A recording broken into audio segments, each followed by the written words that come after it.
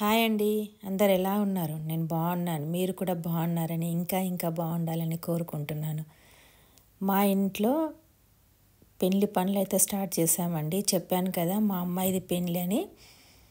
అయితే శుభప్రదంగా ముందు పసుపు నలగొట్టి పెళ్లి పనులని స్టార్ట్ చేస్తారు కదా. మేము పసుపు నలగొట్టే కార్యక్రమం కూడా చిన్నపాటి ఫంక్షన్ లాగా చాలా బాగా జరుపుకున్నాము. అయితే పసుపు నలగొట్టడానికి మనకు రోలు రోకలు మళ్ళీ పెళ్లి పనులు పెళ్ళప్పుడు ఇసురవుతూ అవన్నీ అవసరం పడతాయి కదా. వాటికి అన్నిటికీ నేను ముందుగానే డెకరేషన్ చేసుకున్నాను. అన్నిటికీ ముగ్గులు పెట్టి పెయింటింగ్స్ వేసి అన్నీ నా చేతులతో నేనే స్వయంగా తయారు చేసుకున్నానండి. అయితే రోలు ఇసురవుతూ మరియు కానెకి కూడా నేను ఎల్లో కలర్ పెయింట్ వేసేసి ముగ్గులు అయితే పెట్టి డెకరేషన్ చేసుకున్నానండి. దీన్నే కానే అంటారు. కానే అంటే రోల్ పైన మనం పసుపు నలిగొట్టేటప్పుడు దానిపైన పెట్టి దంచుతాం కదా, అది దాన్ని కానే అంటారు. ఇది ఇసురవుతుంది పైన భాగము. అయితే మేము మా అమ్మాయిది లగ్న పత్రిక రాసుకున్న రోజే పంతులు గారు చెప్పారు పసుపు నలగొట్టండి, ఈరోజు మంచి రోజు ఉంది అని చెప్పి. అయితే లగ్నపత్రిక రాసుకోవడం అంతా అయిపోయి చుట్టాలు వెళ్ళిపోయిన తర్వాత మెయిన్ వాళ్ళం ఉండే అదే రోజు మేము పసుపు కూడా నలగొట్టాము. రోలుకి కుంకుమ పసుపు బొట్లు పెట్టేసి కంకణం కట్టి మాడపడుచు తయారు చేస్తుంది. అయితే రోకల్కి కూడా నేను ఇలా చీర కట్టించేసి అమ్మవారి ఫేసులను వరలక్ష్మీవ్రతంకి పెడతారు కదా, అలా అమ్మవారి ఫేసులను పెట్టి రోకల్కి కూడా డెకరేషన్ చేశాను. 2 రోకళ్ళకి అలా డెకరేషన్ చేసేసి పసుపు నలగొట్టాము. పసుపు నలగొట్టే కార్యక్రమం అయితే చాలా బాగా జరిగింది. రోలు రోకలు కూడా గౌరీదేవి స్వరూపం అంటారండి. అందుకే మనము రోకల్ని కూడా ఎంత బాగా అలంకరణ చేసుకుంటే అంత మంచిది. పసుపు రాసి పూలు పెట్టి కంకణాలు కట్టి అలా రోలు రోకల్కి కూడా పూజ చేసుకుంటారు. చేసిన తర్వాతనే పసుపు కొమ్ముల్ని నలగొట్టాలి. పసుపు కొమ్ముల్ని నలగొట్టినప్పటి నుంచి మనం పెళ్లి పనులు ఏవైనా ప్రారంభించుకోవచ్చు. కాబట్టి పసుపు నలగొట్టే కార్యక్రమం కూడా మంచి రోజు చూసే చేసుకోవాలి. అయితే ఈ పసుపు నలగొట్టిన పసుపుని మనము పెళ్లికి ఎక్కువ పసుపు పట్టించుకుంటాం కదా, అందులో కలిపేసి పట్టిస్తారు. అలా పట్టించిన పసుపుని మనము అబ్బాయి వాళ్ళకు సారెలాగిస్తాము. అంతేకాకుండా ఇంట్లో కూడా పెళ్లి కాబట్టి ఒడిబియ్యాలు కలుపుకోవడానికి దేవుడి పూజకు అన్నిటికీ కూడా ఈ పసుపుని వాడుకోవచ్చు. మేమైతే ఈ పసుపు నలగొట్టే కార్యక్రమం చాలా సరదాగా చాలా బాగా చేసుకున్నాము. ఇంట్లో అందరు ఆడపడుచులు ఉండే మేము ఆడపడుచులతో ఆట పట్టించుకుంటూ నవ్వుకుంటూ జోక్స్ వేసుకుంటూ అయితే చాలా బాగా జరిగింది మా పసుపు నలగొట్టే కార్యక్రమం.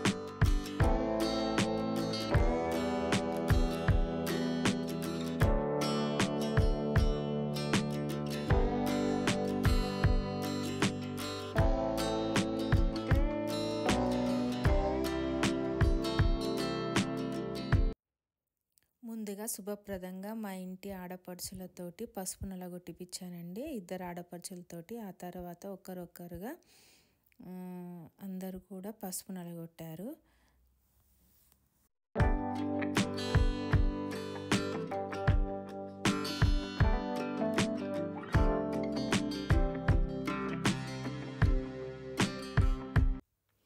రోకలికి పూజ చేసిన తర్వాత మేమైతే పసుపు కొట్టే కార్యక్రమము మొదలుపెట్టాము. అందరం కూడా పాటలు పాడుకుంటూ సరదాగా ఈ పసుపు నలగొట్టే కార్యక్రమం అయితే అయ్యింది. అందరు బాగా జోక్స్ చేసుకుంటూ సరదాగా అయితే ఈ కార్యక్రమం సాగిపోయింది.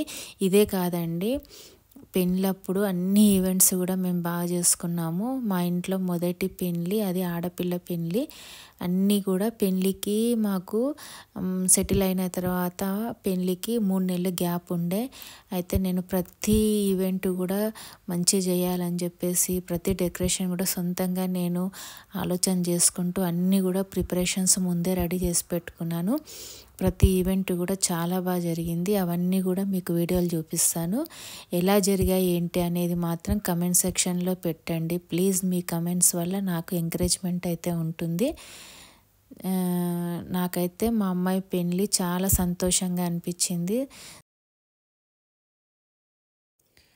ఆడపిల్ల పెళ్ళి అంటే ఎన్ని బాధ్యతలు, ఎన్ని పనులు ఉంటాయి కదండి. కానీ ఆ దేవుడి దయ వల్ల మాత్రం అన్ని పనులు నేను ముందుగానే చేసుకోగలిగిన. నేను అనుకున్న విధంగా మా అమ్మాయి పెళ్ళి అయితే జరిగింది. కాబట్టి నాకైతే చాలా సంతోషంగా ఉంది.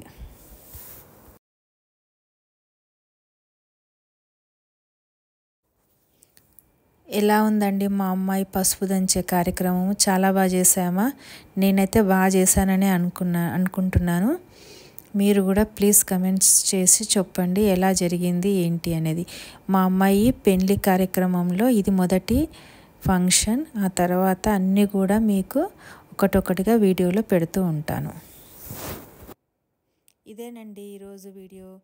ఈ వీడియో ఎలా ఉందో ప్లీజ్ కమెంట్ సెక్షన్లో చెప్పండి. అంతేకాకుండా కొత్త వాళ్ళు ఎవరైనా ఉంటే సబ్స్క్రైబ్ చేసుకోండి.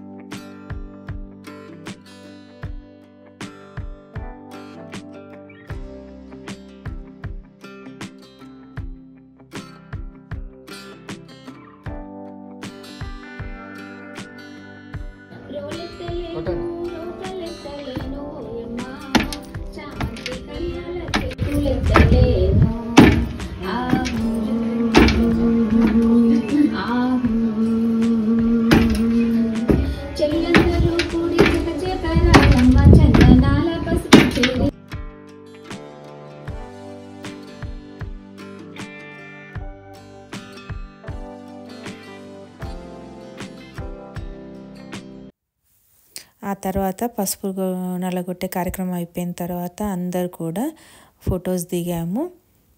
ఇట్లా ఈ విధంగా మా పసుపు నలగొట్టే కార్యక్రమం అయితే పూర్తయింది.